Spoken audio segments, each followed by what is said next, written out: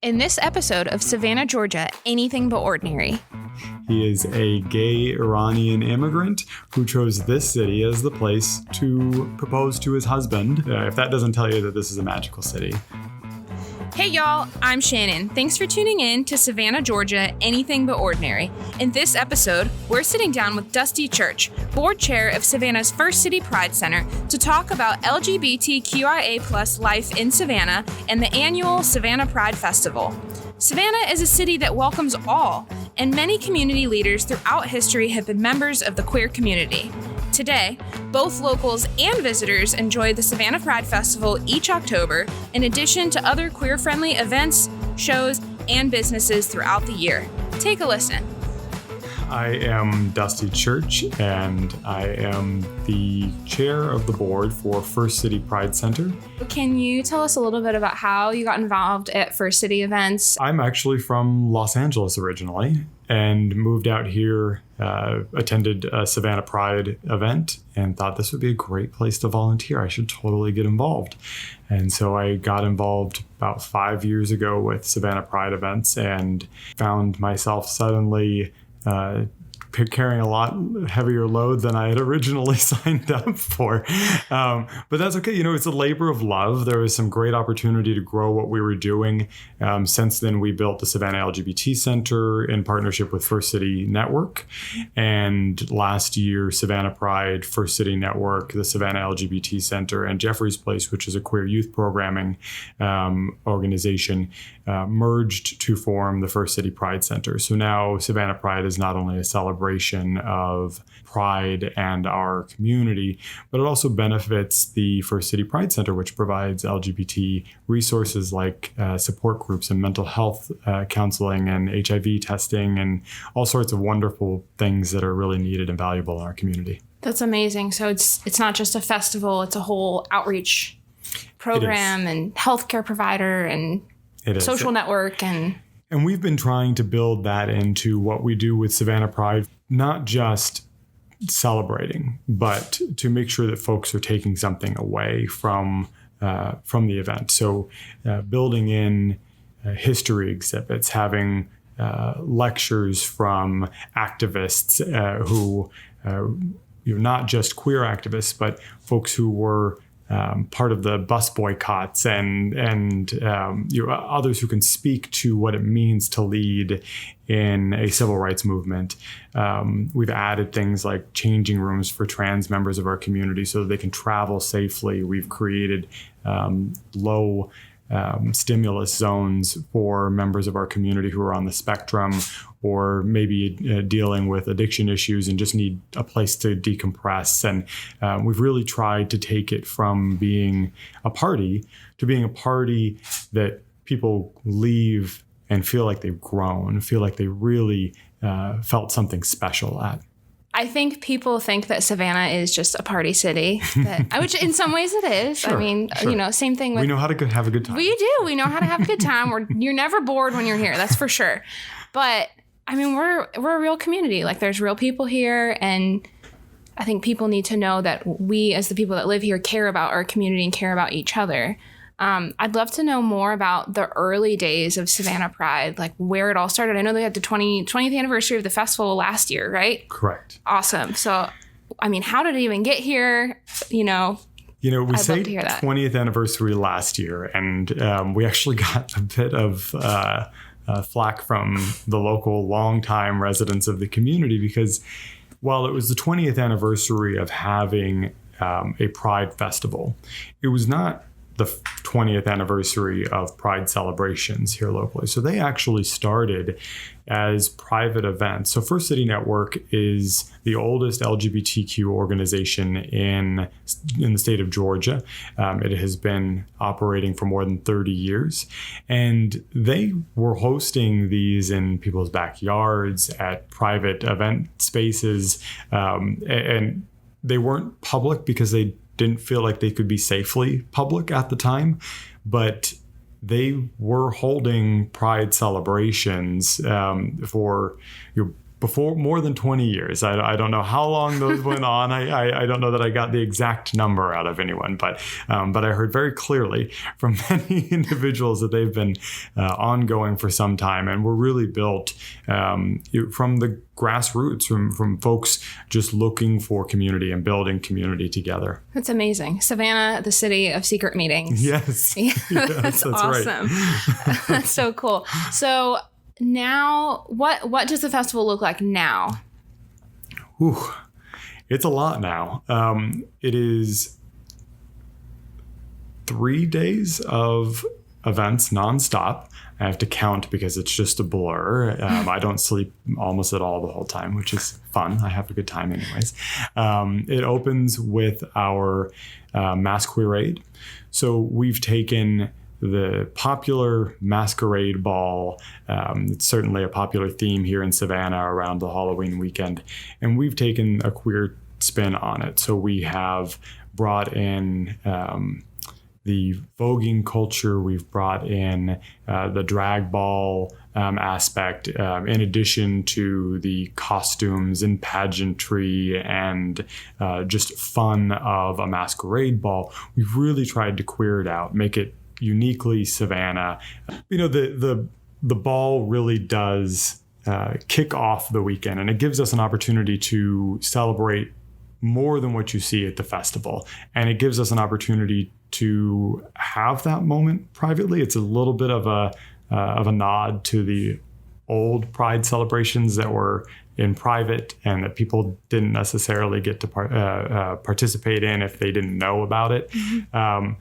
So this is a celebration that is ours and very uniquely part of our community. And then we roll into our Friday celebration. We have a big parade that takes over downtown.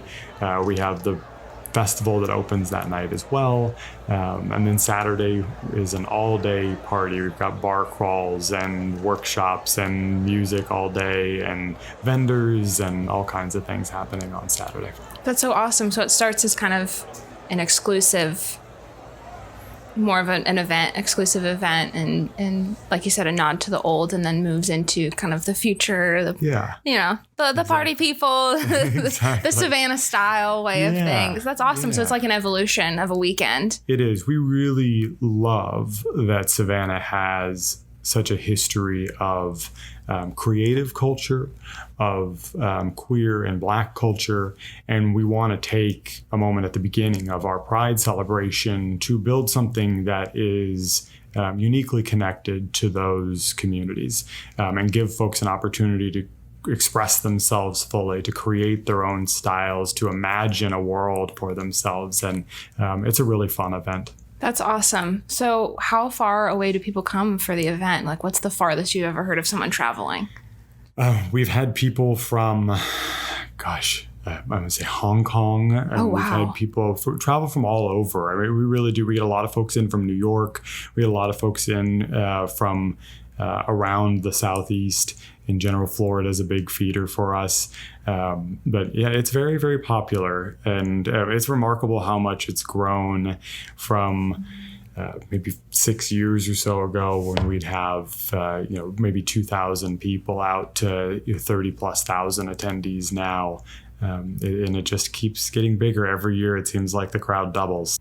For the queer community, Halloween is the biggest day on the calendar. It is, if you go to every major city in this country, the big celebration is in the queer borough. So whether it's West Hollywood or Boys Town in Chicago or wherever, you're going to find the biggest Halloween party in the queer district. And it's been that way since the probably the early 70s, maybe even late 60s in the Castro, when drag queens started taking over costume contests, and it sort of spiraled into this thing where we were going to create our own world. And for Halloween, we were going to be who we are and be unapologetic about it. And it's America's most haunted city here in Savannah, and it just connects perfect that we would be celebrating Savannah Pride on the biggest gay holiday. That makes total sense. Yeah. you mentioned a queer borough. Does Savannah have a queer neighborhood district, or is it kind of something that transcends neighborhoods here? I like to think that the Starland District is becoming the queer borough. Mm-hmm. That's the location of the First City Pride Center.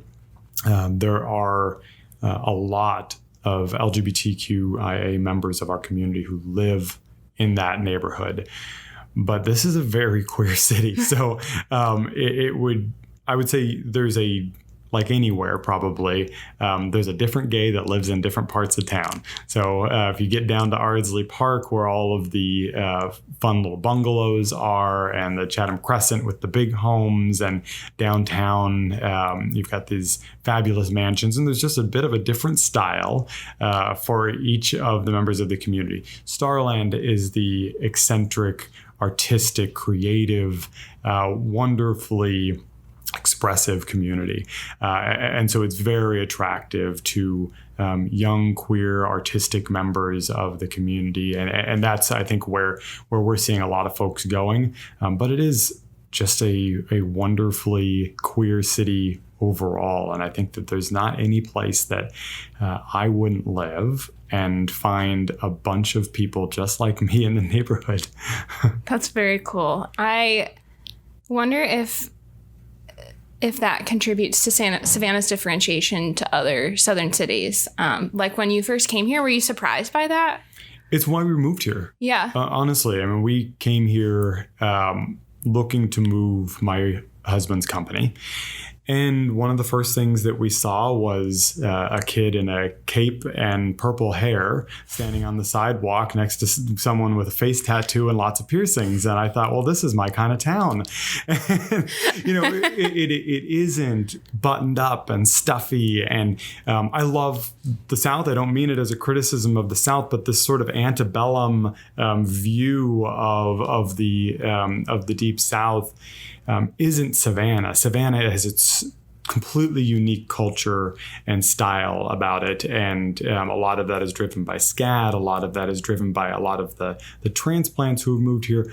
But it's always been here. So, I wouldn't say that it's been driven by outsiders as much as the outsiders have brought each their own unique flair to a Savannah culture that has always been different, just unique. Yeah, absolutely. You attract your tribe. Yeah, absolutely. Yeah, and I think Savannah definitely did that. And we can say that. I mean, it's no secret Savannah is a blue dot in a red state, you know, and I think, we certainly break a lot of preconceived Bible Belt notions in this area for sure. But the great thing is that if you are into that, genteel charm and everything, like visually we have that, but the people here have a little something extra. Yeah. And that's what this whole podcast is about. That's what what we want to talk about. Still got all the beautiful architecture. Yeah. Still got some deep Southern drawls. Mm-hmm. Yeah, definitely. But I love food. That. Yeah. We fry everything. So don't worry. We got you covered. Yeah, but we have vegan restaurants too. But if you want it fried, it's not hard to find it for sure. Pride Festival happens at the end of October. What's going to be happening this year? We're living in the day of COVID. This is August 2020. What are we looking at this year? Well, we probably won't be gathering 30-some thousand people in one place, but we will still be celebrating Pride. So we're excited to do things a little bit different, as one would expect in Savannah. So we will still be having a parade. That parade will look much more like you might imagine a Christmas light display than a traditional Savannah or traditional Pride parade in general. We're taking over Daffin Park, which is the largest park here in Savannah. It has a beautiful oak tunnel that runs through the middle of it. That will be uplit rainbow, and between each of the oaks will be installations celebrating Pride, celebrating organizations in our community, celebrating our history. And it will create a drive-through display that will celebrate our community and in a safe, socially distant, appropriate manner for the year. And in 2021, we'll blow the doors off. I'm ready. St. Patrick's Day, Pride Festival 2021 is going to be crazy. That's awesome. So what's the admission? Like, how do people sign up? Do they register? To register to participate as a presentation, as a part of the parade, there will be a sign-up form on the website. To actually attend, you just need a vehicle to get through. So that's it. I mean, we try as hard as we can as a Pride organization to make everything we do free. We'll certainly hit you up for money. We have a lot of services and programs to fund, and we want folks to invest in the work that we're doing. But we feel and believe deeply that Pride should be celebrated by anyone and everyone, and that financial means should not be a barrier. So we want to make that continue with this setup as well, and we will not be charging an admission. We'll ask you for a donation, though, I promise. Daffin Park is located, it's right off of Victory Drive next to the historic Grayson Stadium where the Savannah Bananas play. If our listeners have been here before. And it's where I live. You can stop by and have a drink. Hey, there you go. I'm one house off the park. Just swing by. I'll pour you something good.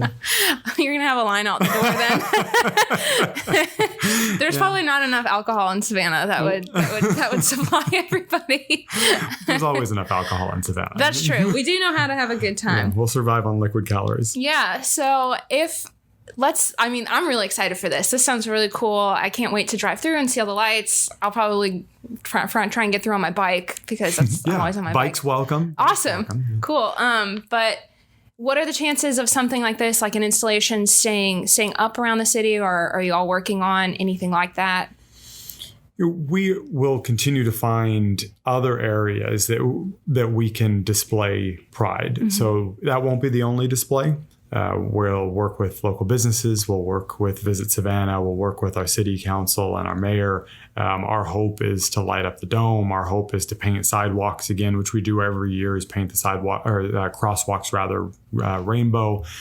We will look to have as many and as broad a display as possible. And businesses have a great time with it. I mean, some of the displays that businesses around town have put together over the last few years have been really pretty spectacular. That's awesome. Are there any specific LGBT businesses or events that people should check out when they come to visit, regardless of the time of year? Yeah, there's stuff going on all the time, and there's always something happening. So there's the sort of obvious at Club One. You've always got the drag shows at Club One. Rogue Water is queer owned. There's always some gays over there, so stop by and hang out with the folks at Rogue Water. That's as well. Such an interesting bar. It is. It's a queer owned rugby bar as well. That also all of the bunch of army forces are there. I mean, but this is Savannah. I mean, that's so Savannah, just like this random assortment of different folks. But really all the way up and down Congress Street, we do a bar crawl every year, and these bars sponsor our organization. They come out and support and really invest in us and want our community there. And to put this in perspective, our Pride is on Florida, Georgia weekend, and all the bars on Congress Street want to put up a bunch of rainbow flags. So that tells you what Savannah's like. It is just a wonderful place, whether it's Congress Street Social, there's just, you will not find someplace that isn't going to be a good fit, at least in my experience. There's just a wealth of opportunities if you're going out downtown to find a great spot to hang out and find other people. But in terms of events, those we don't do every night, of course, but we do have some great ones. We've got Mermaid Fest, which is out on Tybee, and that's a big beach bash, and it is unique, I guess. It's I keep using that word because I say it all the time. This is just a very unique place, but it is we have dozens of mermaids and live music and people in costumes and all kinds of stuff out on the beach, and it's very eccentric and goofy, and it doesn't make any sense. That's the best way I can describe it. Nothing about it makes any sense, but it's a lot of fun. So if you like covering yourself in glitter and laying out in the sun to get weird tan lines, that is your jam. The We also have the Stonewall block party. So the weekend of the Stonewall anniversary, we have a big block party at the LGBT Center. So we close down the street in front of the LGBT Center there in the Starline District. And a few thousand people come out for that. So that's a big celebration. We've got Splash, which is a big pool party we do in August. We have the Savannah Bananas Pride Night. So if you like baseball games and you like coming out to Pride Nights at sporting events, we've got that going on. Those things happening throughout the year, all the time. And we try to keep a calendar up on our website. So savannahpride.com. We'll try to always keep that updated with things that are going on. Right now, you'll find not a lot because none of us can gather, but soon. Soon. We'll be back. 2021 is coming. But we still have fun. Yeah, I mean, the fun never stopped. But I think it's also what I was thinking about with the Mermaid Festival and stuff. Some of my favorite photos that I've seen from that are of kids interacting with the mermaids. And I think it's really important to note that these events are all really family friendly. You know, I mean, obviously, if you want to have your kid out on Congress Street after midnight, that's up to you. But during the day, everything, all of these events, it's not just, a huge drunk fest or anything like that. I mean, these are really real people out celebrating good things. Right. And we try, like I said, we are always working to make these events fun for everyone.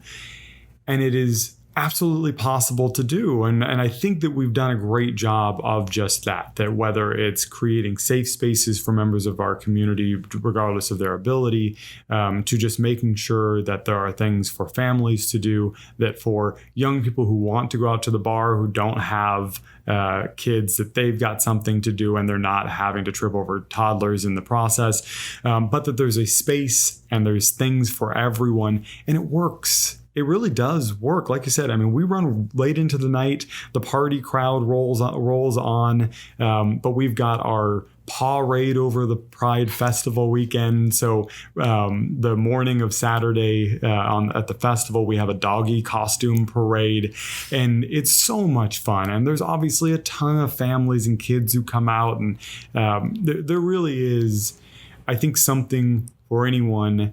And there's lots to do at all of these events. And we want it to always be that way. We don't want price to be a burden. We don't want your abilities or your experience, your familial status, or anything else to be a restriction on your ability to celebrate Pride.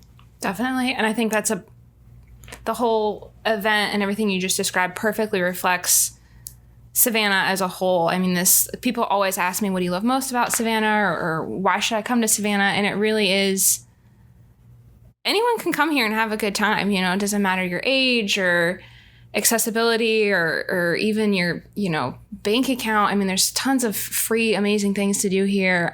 So I think y'all perfectly. And there's also amazing things to do if you've got lots of money to spend. It's not me, but that sounds great. I mean, the Gray is spectacular. There's wonderful hotels. I mean, and that I do love. And it's something that hasn't always, that part is somewhat new here in Savannah, is some of these extraordinary new restaurants that have opened, some of the beautiful new hotels. And so we have the ability to allow someone who's traveling in to find something at a very budget-friendly price that's going to be perfect for them. And someone who's looking for something really upscale can find exactly that as well, and everything in between. And it's I think, been a big contributor as to why our events have grown as much as they are, that the city just offers something for everyone. Definitely. Some of these meeting spaces and like you said, hotels and boutique B&Bs and things like that are genuinely stunning. So truly. You can have whatever experience you're looking for here. So we talked a little bit about the LGBT Center, and I'd love for you to explain a little more what that is and what kind of outreach is happening there and how it has shifted to the First City Event Center, right? First City Pride Center. First City Pride Center, okay. Yeah. So, I mean, it is a wonderful space. It's been desperately needed in our community. This city has always had a lot of queer people. Our history can be told by the major figures of Savannah being queers. That's the reality. And But surprisingly, we had never built a center. These had been services often that were being offered in someone's living room, so someone's basement. Somebody's finding a place to help people when they need help. And we finally collectively pulled together a group of citizens who said, let's build this, and that's been a dream of First City Network for a long time. And there's been some wonderful folks who have helped fund that. And what that provides now is everything from youth meeting space, addiction counseling, mental health drop-in hours. You can stop in and find a mental health clinician. If you're in crisis, you can just find someone to help. HIV testing and case support. There's just so much going on that is critical services, in addition to just the community building. So we've had over the last 2 years an art gallery that takes over the lobby of the center, and it rotates in every 6 weeks or so with new art, primarily from queer artists or queer themed. And you can buy the art, portion of it goes to the center, but there's always something new going on there and something new to see, in addition to the film nights and the events and things that are happening. And it's become a really great central space for folks to gather and find each other. That's awesome. And the First City Pride Center is located on Bull Street, correct? Correct. 1515 Bull Street. It's in the heart of the Starland District. There you go. I want to know more about the task force created by Mayor Van Johnson last month with the city of Savannah for Proud Savannah, and what that initiative looks like. And is there any progress yet, or do you know anything? And yeah, we've been very involved. I'm actually one of the members of the steering committee for that task force. Oh, that's awesome. So I'm so glad we're talking to you. I keep my hand in everything, apparently. And I should note that just because I'm involved in everything doesn't mean that I do everything. There are lots of folks doing a lot of work, and I am not responsible for all of it. But in terms of the task force, it is actually making some really wonderful progress. So one of the things that I'm very proud of is that since building this task force with the mayor and a number of folks from across our community, including members of our police force, fire department, city, we have gone from about a 40 on the Municipal Equality Index to what we're hoping for is a score a little over 80. And we're looking in the next year to get over 90 and as close to a 100 on that grading system quickly. We are making significant investments in this community because, frankly, it's not that the community wasn't already very welcoming and inclusive. The community had just stated to make it public, to state our values, if you will, and so we're doing that, and it's been a surprisingly smooth process. And I know a lot of communities struggle with this and have this fight.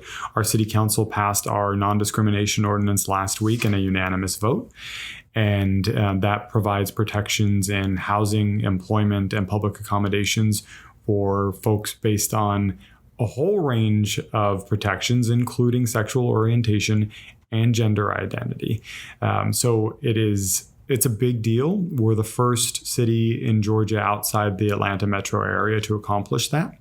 And last night, Smyrna, which is just outside of the Atlanta metro area, followed suit and also passed a non-discrimination ordinance. We sort of tipped over that domino, and we're excited because I think we're going to see a few more cities taking their lead from Savannah, watching what we're doing as a task force and watching what our city leadership is doing and moving forward with these really exciting protections and advances for our community. That's amazing. Y'all are really leading the charge. We are. Yeah. We're very loud. You're making history. That's amazing. That's great. So we've talked all about all these ways that, Savannah is queer friendly all the time, year round. The community, large and small, locals, whoever they are, people are going to feel welcome when they come here, right? Yeah. Do you think? I think absolutely. I want to think people are. Yeah. I would be frankly stunned if someone didn't feel welcomed. And frankly, I'd want to hear about it. But, I think you can send Dusty an email. Yeah, you can send me an email. Truly, actually do. Send me an email. I'll go have a conversation. No, this is a wonderfully supportive city. And, like any place, there's bound to be some jerk. But that's not reflective of our community, and certainly would not be something that I would be particularly concerned about. This is a place that my husband and I moved from Los Angeles, like I said. We moved here from LA. We actually had a group of friends hold an intervention with us when we told them we were moving to Georgia. They could not believe that our very gay butts were moving to Georgia. and we explained to them, you have to come see Savannah. It is different. It is someplace special. And we moved here in part because we felt like Savannah had so much still to offer that it made good sense for us. But we moved here because we truly believe that this city is the shining beacon for the South in terms of queer experience and how you can be out in public and how you can be expressive. And the realities of the world don't escape us. We still are going to have people who aren't accepting. But as a community, that is not acceptable here. So one of the things that I was very excited about and enjoyed seeing is that when someone is, frankly, intolerant or disrespectful, that our community goes to bat for them. And fights, and not just queer members of our community. And that's meant a lot for us, and just making sure that we feel comfortable and that members of our community feel safe and welcomed. Yeah. I think about on our social media channels for Visit Savannah, we have some LGBT travel editorials and things like that we've shared. And sometimes the loudest people on there do not reflect, I don't think, the opinions of the whole community. And so it's really interesting. Universal for social media. Right. But it should be just a disclaimer every time you log into Facebook. The loudest people do not reflect the community. You wouldn't believe it. We didn't say that. We didn't write that. But you get people on there, and certainly everyone's entitled to their opinions and their feelings. But it is amazing to see people, I'll come in from overnight and, you'll have however many comments on their opinions, whatever. And before I can even look at it, somebody is already on there. Like, this is not reflective. Savannah's an amazing city. Visit Savannah's, they want all people here. Everybody wants all people here, and it's really cool. Yeah. It's really cool to live in a place where. And it's always been that way since I've been here. I mean, I'll tell you just a personal story that when I first got here, the first day I got here, poor Joe Marinelli, who is the president of Visit Savannah, got a call from me. And I wanted to know how he was marketing to LGBT travelers. And at the time, Visit Savannah had a very broad approach to marketing the destination. And I said, well, so I'm looking at your Savannah I Do website, which is the weddings website for the destination. And all I see is bride and groom, bride and groom, bride and groom. Can you just call us couples?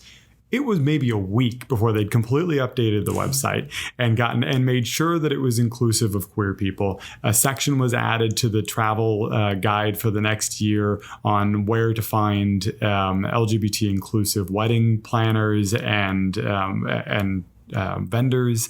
And, it just sometimes people don't know, and we all have blind spots. And what I've seen in this community is that when a blind spot is pointed out to someone, that change happens quickly. People want to do the right thing here. They want to be inclusive and they want to be supportive of members of our community. And it's really been wonderful to see. That's amazing. Yeah, there's definitely a lot of room for improvement and inclusivity across the board. In the world. Yeah, in the whole world.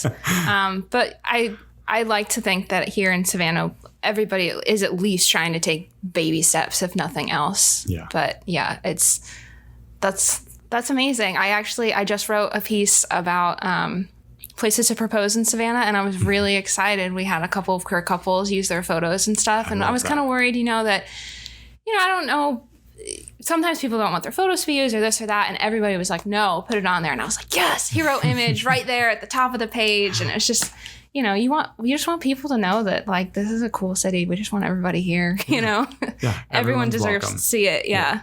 One of the things that I find as someone producing a Pride event in Savannah, Savannah's a majority Black city.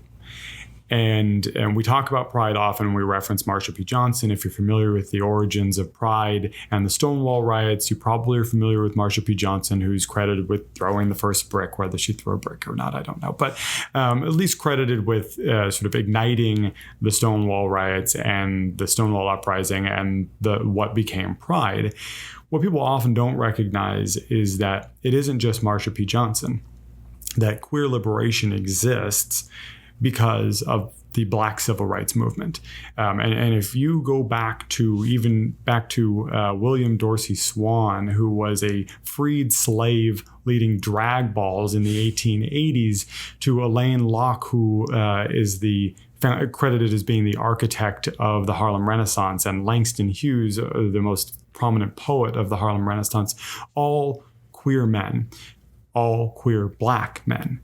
And in a city that is majority Black, in a city that has, in recent history, had mayors who were the first Black children to integrate their schools, this sort of legacy that ties through Savannah and ties through our history as a very historically bound city is spectacular. And it's just so cool to be able to produce Pride events and to talk about history and talk about the culture of Savannah and be able to talk about it in the same breath as the history of Black civil rights.